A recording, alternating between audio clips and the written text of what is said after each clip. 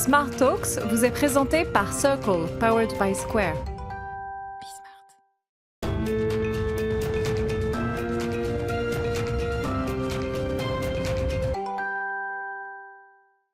Ravi de vous retrouver pour ce nouveau numéro de Smart Talks pour lever un coin de voile sur la stratégie des grandes entreprises, des grands groupes.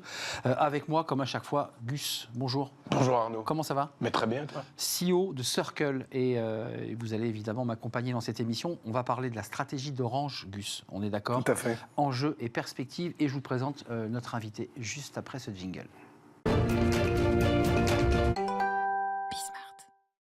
Et notre invité est avec nous, Philippe Mansour. Bonjour. Bonjour. Ravi de vous accueillir. Vous êtes le directeur de la stratégie d'Orange, du groupe Orange. On va vous écouter évidemment sur la stratégie, puis on reprendra, j'en suis sûr, quelques points de cette conférence de presse qui était très attendue de Christelle Edeman, qui a lancé, je dirais, les grandes lignes, les perspectives de la transformation, de l'évolution d'Orange. Juste une question qui paraît simple en apparence. Est-ce qu'à travers ce nouveau plan 2025, qui va aller jusqu'à 2025, est-ce que finalement on revient aux fondamentaux d'Orange, votre cœur de métier ? Effectivement, le plan stratégique qu'on a annoncé le 16 février dernier, on a appelé Lead the Future, il est à la fois pragmatique et ambitieux, il vise à capitaliser sur nos forces. Et donc nos forces, effectivement, c'est entre autres notre cœur de métier, nos infrastructures, nos clients et bien sûr nos collaborateurs. J'ai une petite question juste pour commencer. Orange aujourd'hui c'est plus ou moins le 8e acteur mondial de telco, donc c'est pas un petit bébé. Évidemment ça bouge un peu tout le temps, mais bon, il fait partie des très gros acteurs de telco. Avec tous les gros sujets de souveraineté qu'on connaît aujourd'hui, l'État est dans votre capital, 13% si je ne m'abuse. Qu'est-ce que ça fait d'avoir l'État dans son capital, et est-ce qu'aujourd'hui l'État commence à regarder autant on l'a connu dans les banques pour essayer quand il y avait des crises bancaires, il a commencé à s'immiscer dans des sujets parfois plus industriels pour essayer de mettre un peu essayer de reprendre un peu le fil là-dessus. Est-ce que sur le telco, est-ce que l'État commence à se rendre compte qu'il y a des sujets de souveraineté qu'il va falloir adresser ? Alors effectivement, Orange c'est le 12e téléopérateur telco mondial, mais ça dépend comment on fait le classement. Voilà, ouais, exactement. Mais en fait en termes de chiffre d'affaires, si on prend le chiffre d'affaires, qui est un peu le juge de paix, on est 12. On dit 12. Et ce qui est intéressant d'ailleurs, c'est que on est extrêmement bien placé parmi les Européens. On est le premier Européen. Et en fait, on est en dessous de Deutsche Telekom. Ouais. Mais Deutsche Telekom fait plus de la moitié de son chiffre d'affaires aux États-Unis en fait. Tout à fait. Donc on peut se poser la question au fond comment on qualifie Deutsche Telekom d'entreprise européenne, allemande ou américaine, à la mesure où ils font la majorité de leur chiffre d'affaires aux US. Tout à fait. Effectivement, Orange a l'État au capital, donc 23% à date. Ouais. 23, autant pour moi. Quand on ajoute effectivement les participations de l'État et de BPI France, en fait. Ah oui, c'est ça. C'est ça. Ok, d'accord. Quand on les met ensemble. Qui fait plus. Donc effectivement. C'est pas petit. Hein. C'est pas petit, l'État est actionnaire de référence du groupe. Donc l'État a son mot à dire. L'État siège au conseil d'administration, tout à fait, et donc participe à la gouvernance du groupe et à la définition de sa stratégie, et donc a fait partie du conseil d'administration qui a approuvé la stratégie du groupe en février dernier. Tout à fait. Et donc sur des gros sujets de souveraineté que sont la cyber, l'infra, les technos, est-ce que l'État regarde ça comme une entreprise qui doit cracher du cash parce que je suis actionnaire, enfin cracher du cash, c'est-à-dire je suis actionnaire, je voudrais avoir des retours sur mon investissement, ou bien il commence un peu à s'immiscer en disant je dois gérer cette entreprise parce elle est une des briques de ma politique presque et de ma stratégie, d'État. Tout à fait, parce que en fait, ce qui est très intéressant d'observer sur le marché télécom européen en ce moment, c'est en fait il y a eu énormément de mouvements capitalistiques sur les opérateurs télécoms, et notamment des sorties de bourse de nombreux opérateurs, que ce soit en Espagne, en France, mais également dans d'autres pays européens, et des sorties de bourse qui sont accompagnées de l'entrée au capital de fonds d'investissement souvent extra-communautaires. Tout à fait. Et donc on a aujourd'hui un paysage de télécom européen européen avec donc des acteurs qui représentent quand même une activité assez critique. Les télécoms, c'est critique pour un pays qui ont un actionnariat extra-communautaire. Donc c'est un vrai sujet politique au fond. Il y a un vrai danger. Tout à fait. C'est un sujet politique. Et au fond, c'est un choix de société. C'est-à-dire, à la fin, qu'est-ce que nous voulons collectivement en tant que citoyens européens vis-à-vis de notre politique industrielle européenne. Complètement. Et donc, pour prendre un des premiers sujets que l'État, je suppose, regarde de près, c'est cette notion de cyber, parce qu'elle est aussi bien problématique pour leur infra à eux, mais pour le petit hôpital de campagne qui se fait piquer tous les datas et qui ne peut plus bouger pendant 2 mois et demi. Il y a un moment où, même si on peut dire oui mais c'est pas moi, en fait c'est l'autre, il y a un moment où il y en a un qui doit commencer à en tout cas avoir un rôle et une responsabilité, de se dire qu'est-ce qu'on fait là-dessus, parce que ça touche à l'économie d'un pays. Ah oui. Et comment est-ce que j'opère? Comment est-ce que Orange se positionne par rapport à ça? Alors attention, il faut bien distinguer l'État prescripteur de politique publique et donc et Orange, entreprise privée, tout à fait. qui développe sa stratégie et qui propose ses services à ses clients, y compris l'État d'ailleurs. Tout à fait. Mais donc effectivement, je vous confirme que la cybersécurité, c'est un axe stratégique absolument clé qu'on a identifié comme tel dans notre plan stratégique Lead the Future. On a des ambitions très très fortes de croissance. On a construit un acteur aujourd'hui qui fait partie des leaders européens du marché, ce qui est une prouesse quand on regarde la nature du marché de la cyber aujourd'hui, qui est à la fois très fragmenté et c'est un marché encore qui est en train de se consolider. On avait annoncé un objectif d'1 milliard de chiffre d'affaires sur la cybersécurité à horizon 2023. On y est presque en 2022. On a presque atteint ce milliard en 2020, donc avec 1 an d'avance. Et on s'est fixé des objectifs assez ambitieux de croissance à horizon 2025. Attendez, ambitieux, ça veut dire offrir des services à vos clients qui leur permettent quoi, de mieux se protéger, de mieux prévenir, parce qu'il y a un vrai travail de prévention. C'est ça l'objectif? Tout à fait. Alors aujourd'hui, l'offre d'Orange Cyberdéfense, qui est donc notre filiale spécialisée dans la cybersécurité, elle s'adresse principalement aux clients entreprises, avec toute une palette de services qui vont effectivement de l'accompagnement, du conseil, de la prévention, mais également des services managés, de la supervision de réseau. On a des prestations de ethical hacking et la prestation de service est absolument colossale. Et ce qu'on a annoncé dans notre nouveau plan stratégique, c'est également notre souhait d'aller plus loin dans la cybersécurité et l'accompagnement des particuliers. Très important. Et des petits pros et des petites entreprises qui en fait sont marché très peu adressé. C'est un marché à la fois très peu adressé et malheureusement assez victime de cyberattaques de manière assez croissante. Mais pour revenir sur le sujet de l'État qui est dans le capital, il y a un moment où quand on est une entreprise privée, on cherche de la marge. Et il y a parfois des arbitrages à faire en disant, en fait, je vais prendre moins de marge, mais pour la société, c'est plus bénéfique. Si je n'ai pas l'État dans mon capital, c'est quelque chose que je regarde forcément moins. Quand l'État est dans le capital, par la force des choses, il a une autre mission que juste d'avoir le retour de son capital. Il va essayer aussi d'avoir l'autre casquette, c'est de dire je vais protéger mes citoyens. Est-ce qu'il y a un moment des investissements qui doivent être faits où on se dit je fais l'arbitrage de prendre un investissement qui n'est pas un retour aussi important que je ne pourrais l'attendre, mais c'est réellement bénéfique pour le pays. Est-ce qu'aujourd'hui ces arbitrages-là ont dû être faits ou même pas Non. Ok. Et l'État, à aucun moment, ne vient s'immiscer là-dedans? L'État joue son rôle d'actionnaire et donc approuve les projets d'investissement et les challenges comme les autres administrateurs. C'est ça. Okay, d'accord. Juste un mot, parce que ça paraît anodin, mais on a parlé de la 5G, la 4G, la 3G. Dans le plan 2025, c'est la fin du cuivre. Enfin, ça paraît comme ça anodin, mais sur le plan industriel, c'est assez incroyable. Donc, fin du cuivre et transfert définitif vers la 5G. C'est quand même une transfo incroyable, ça. Tout à fait, et j'ajouterais que c'est même une prouesse technique absolument remarquable. Et peut-être pour vous donner deux ordres de grandeur, parce que je trouve ça très intéressant, en fait le cuivre, tout le monde le connaît, le cuivre. En fait, derrière le cuivre, c'est quoi? C'est la prise en T que vous avez chez vous, c'est ça. Sur lequel vous branchiez votre téléphone et sur lequel vous aviez vos offres ADSL.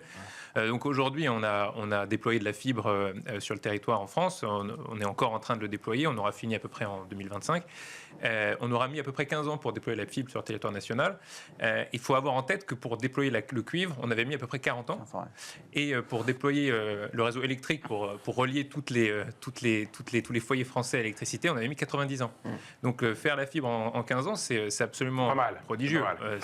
C'est un gros challenge Propre, industriel. tout à fait. C'est propre, ouais. tout à fait. Et c'est donc le décommissionnement du cuivre, le retrait du cuivre, comme on dit, c'est à la fois un impératif économique parce que au fond technologique en fait avant d'être économique Oui. parce qu'au fond Et j'allais dire écologique aussi, presque. et écologique. En fait, ailleurs. le cuivre consomme quasiment 4 à 5 fois plus d'électricité que la fibre.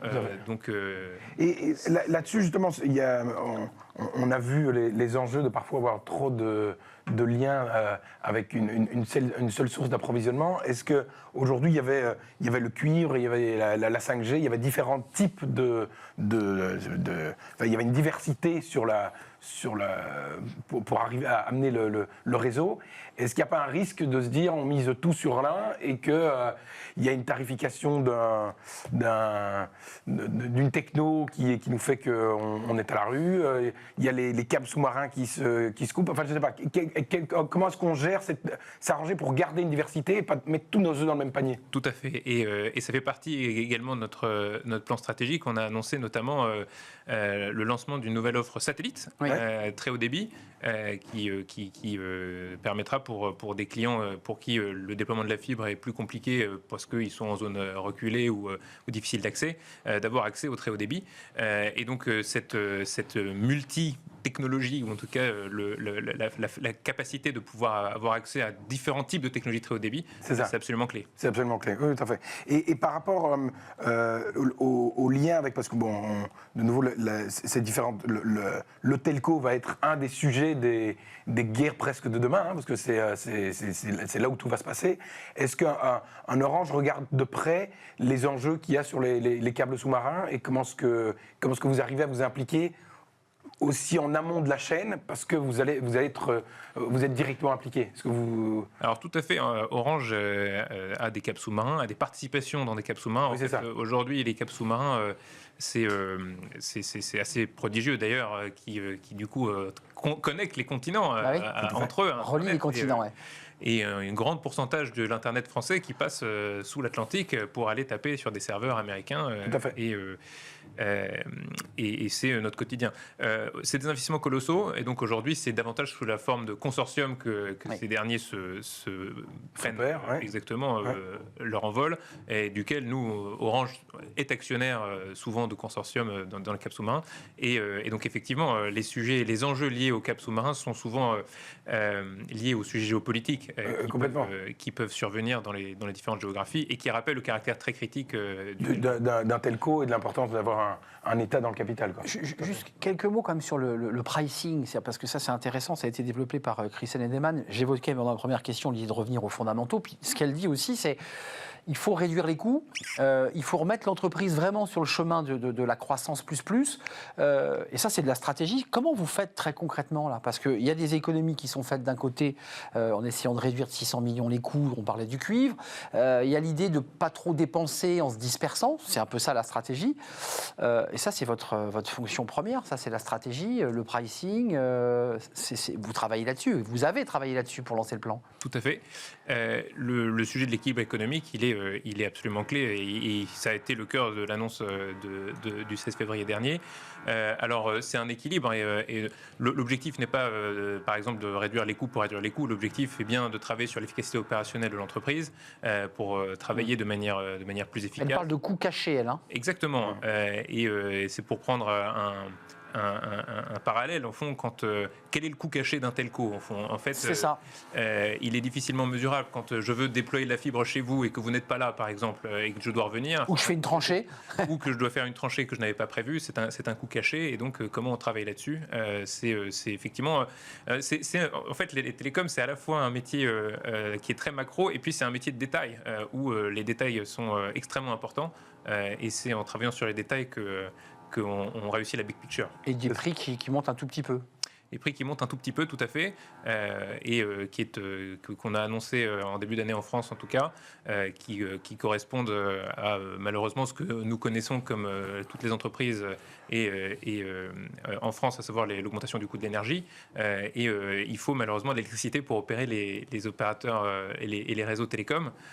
Donc l'augmentation des prix de l'électricité, on l'a pas, on a dû le répercuter d'une manière ou d'une autre, c'est ça. Sur les prix. Sur le plan de croissance, bon, Lead the Future, c'est un plan global.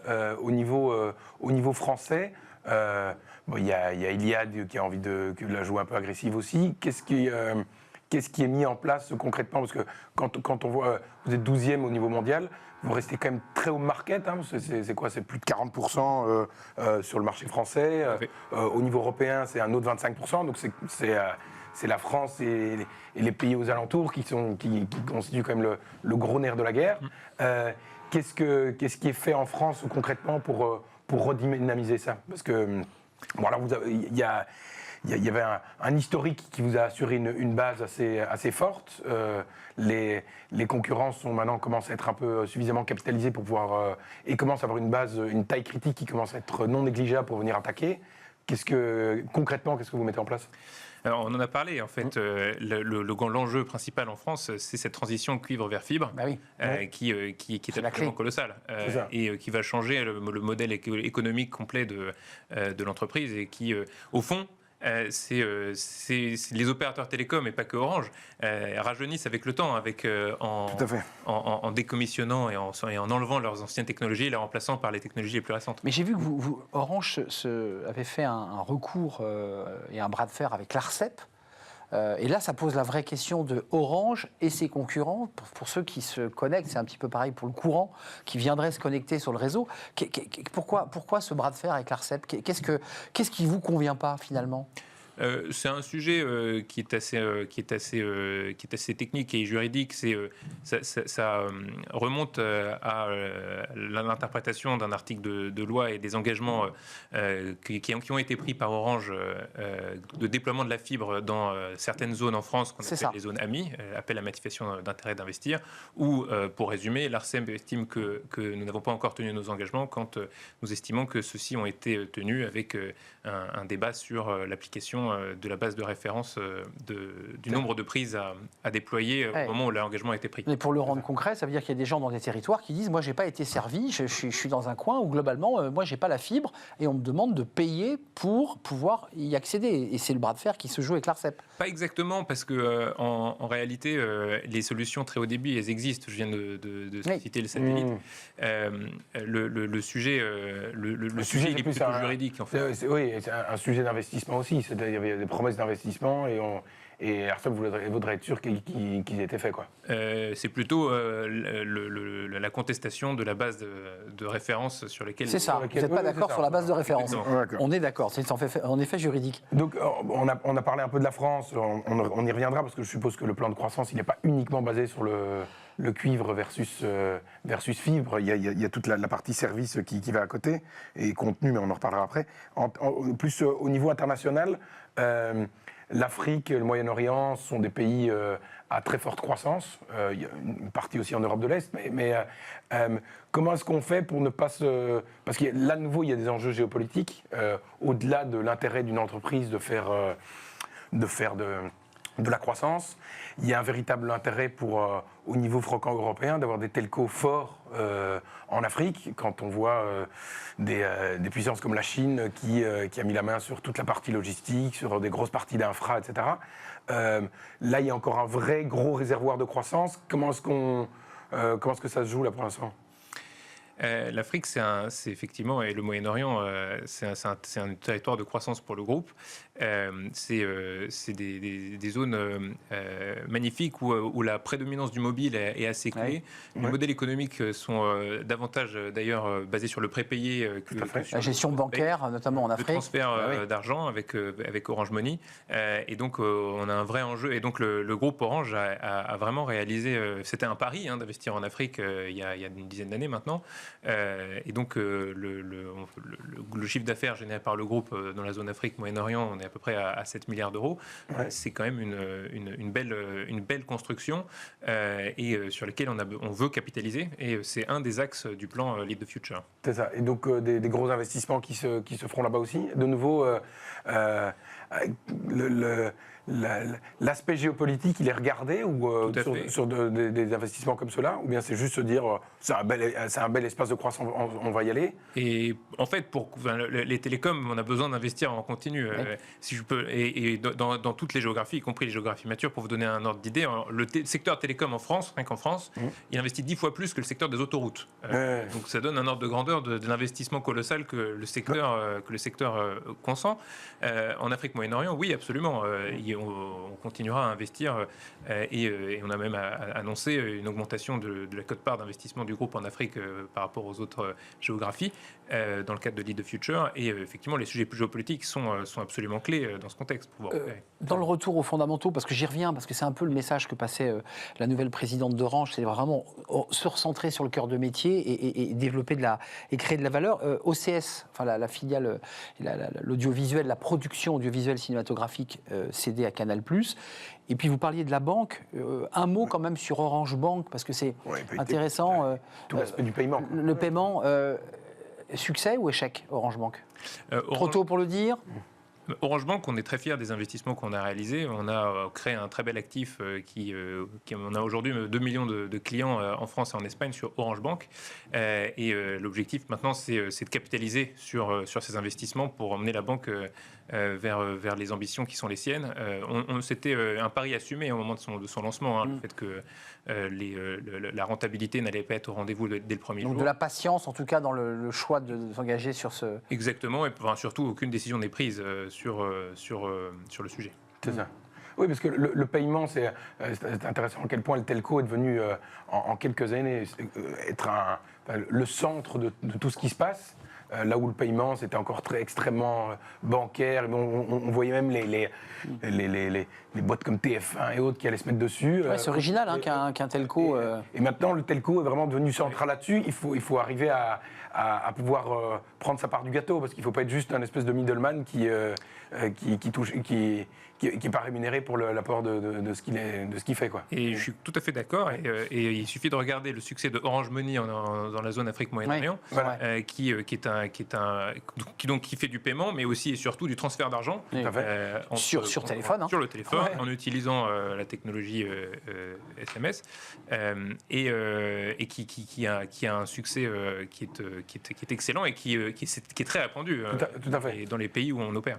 Complètement. Philippe Manceau, il y a un sujet, parce que je l'ai moi-même reçu sur mon téléphone. Orange communique, et je trouve ça très intéressant, sur de la pédagogie autour de l'utilisation, par exemple, du streaming. C'est-à-dire que vous accompagnez vos consommateurs en leur disant, quand vous streamez, vous consommez tant, et votre bilan carbone n'est pas bon. Et ça, je trouve ça très intéressant. Non, mais je t'ai volé ta question. Non, c'est pas ça. C'est juste avant de terminer, d'aller il nous reste 4 minutes. 4 minutes. C'est important, mais c'est important de donner le temps. Voilà, un dernier truc sur la partie grosse, et puis après on passe sur la partie accessibility. Le niveau contenu, il y a aujourd'hui un gros échec français qui est Salto. C'est quand même... on l'a tous vu. À quel point, à un moment, un acteur comme Orange continue à garder ses responsabilités et son rôle dans la distribution de contenu. Quelle est la vision là-dessus, et comment est-ce que vous positionnez par rapport au alors futur? vous mentionniez OCS et Orange Studio, dont on a annoncé la session à Canal+. Nous, Orange, on assume et on revendique notre rôle de distributeur et d'agrégateur de contenu. Ça, vous le restez, chez vous, on reste, et ça fait partie, pour le coup, de notre cœur de métier. D'accord. Et sur lequel on souhaite capitaliser, tout à C'est fait. ça. Et donc, dans ce métier-là, il va encore y avoir des investissements, parce qu'on se rend compte à quel point il y a les Américains viennent prendre une énorme place sur la création, la distribution, la production de contenu. Est-ce qu'il y a un moment de nouveau où les acteurs français vont continuer à essayer d'investir pour garder une quote-part qui fait qu'on ait encore un mot à dire dans ce secteur-là, bien sûr. Notre enjeu à nous, en tant que distributeur et agrégateur, c'est davantage l'accès au contenu que le financement de sa production, de son édition. C'est ça. Donc retour aux fondamentaux. Exactement. C'est ça. Et l'accès au contenu, ce qui est un sujet. Comment j'offre à mes clients les meilleurs contenus, ceux qu'ils attendent. Oui, tout à fait. Ok, d'accord. C'est un enjeu absolument. Ok. Je la repose plus court. Oui, vas-y. Les enjeux écologiques, environnementaux, liés évidemment à la fabrication de nos puces électroniques, à la manière dont on va gérer nos data centers. Et Orange se lance dans une pédagogie, je dirais, très B2B. Ça, c'est une volonté politique. C'est quoi le message derrière? C'est de dire que vous avez pris conscience de ce que représentait le numérique en matière de bilan carbone et d'émissions. Tout à fait. On en est conscient et on travaille dessus de manière très appuyée. On a pris des engagements assez forts à horizon 2040 de neutralité carbone pour Orange. On a pris un nouvel engagement dans le cadre de Lead the Future à horizon 2030 de baisser de 45% nos émissions de CO2 à horizon 2030 par rapport à 2020. Et donc oui, on a besoin de travailler sur tous les types d'émissions de CO2, ceux de nos clients, ceux de nos fournisseurs, ceux de nos partenaires. Et donc c'est important de s'engager dans une démarche pédagogique, ne serait-ce que pour les uns et les autres se prennent conscience de Très utile. de leur Tout à fait. Mais donc c'est une super initiative, mais au-delà d'avoir une initiative, pour essayer d'avoir des résultats tangibles, si je prends un exemple de le EDF, avait reçu encore maintenant des objectifs dictés par l'État pour s'arranger pour qu'il y ait une réduction de consommation des ménages. Donc ils vendent de l'électricité et leur objectif c'est que leurs clients consomment moins. Ouais. Voilà. Est-ce que ce genre de choses risque d'arriver dans les telcos, se dire en disant en fait moi je vends de la data, mais mon objectif c'est que les gens consomment moins. Ouais, ou streamer c'est bien mais il ne faut pas le faire quoi. Voilà exactement. Comment est-ce qu'on construit en se tirant une balle dans le pied quoi. Voilà. En fait c'est pour donner un ordre de grandeur, parce que j'aime bien les ordres de grandeur, en 5 ans, et je parle mondialement, le débit qui passe par les réseaux télécoms a été multiplié par 10 en 5 ans et par 27 en 10 ans. Les analyses, certaines analyses estiment que le trend va continuer dans la même direction. Donc oui, il y a besoin de se mobiliser. Alors, et la question que vous posez est extrêmement intéressante. La responsabilité, elle vient de qui? Elle vient d'Orange ou elle vient de Netflix ou est-ce qu'elle vient de YouTube? Et ça, c'est vrai, je suis d'accord avec toi, mais de nouveau, c'est la même chose pour ce qu'on parlait de la cyber, des endroits comme ça. Il y a un moment où tout le monde se regarde en disant, oh, mais c'est pas moi, c'est lui, quoi. Il y a un moment où il faut que les mecs ils se disent, ok, je prends mes responsabilités, quoi. Tout à fait. Voilà, et c'est bien une question après. C'est bien l'objectif. Non, c'est fini. Mais ce sujet, il est absolument clé de ce rapport avec les grands metteurs sur le marché de contenu. C'est un peu comme si vous aviez une autoroute où la moitié des lignes étaient occupées par des camions et des poids lourds qui venaient de 5 entreprises de transport routier différents, et que chaque année, vous devez construire une ligne supplémentaire pour absorber l'augmentation de trafic. C'est ça. L'ultime question. Encore un petit peu ennuyante dans ce truc d'RSE encore, le trop-plein d'écran qui est un vrai sujet de société de manière globale. On voit des pays comme la Chine qui vont comme des dingues et qui disent en fait j'interdis, je vais clôturer le truc à partir en dessous de 21 ans, c'est moi qui décide combien est-ce que tu regardes. Qu'est-ce qu'Orange fait dans ce truc-là? Évidemment, on n'est pas la Chine et on ne veut pas l'être, mais qu'est-ce qu'on fait de manière proactive pour vraiment adresser le sujet? Dernière réponse, Philippe Monsour. Eh bien, en fait, nous, on ne construit pas d'écran. C'est comme Netflix, et ouais, je vois. Exactement.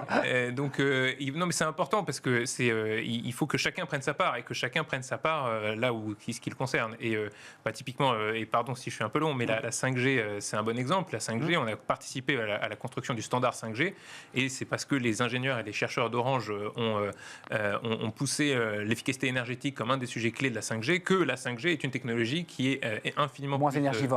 Exactement, que la 4G. Et donc ça, c'est des exemples concrets sur lesquels l'opérateur travaille. Passionnant, vraiment passionnant de découvrir les stratégies d'Orange et la manière dont vous enclenchez ce plan Lead the Future. Merci à vous, Philippe Monsour, d'être venu nous éclairer, directeur de la stratégie groupe Orange. Merci à toi, Gus. Merci Arnaud. C'est un vrai plaisir de partager ce moment avec vous. J'espère que vous aussi, vous avez apprécié cette émission. Je vous dis à très très bientôt pour un nouveau numéro de Smart Talks. Smart Talks vous a été présenté par Circle, powered by Square.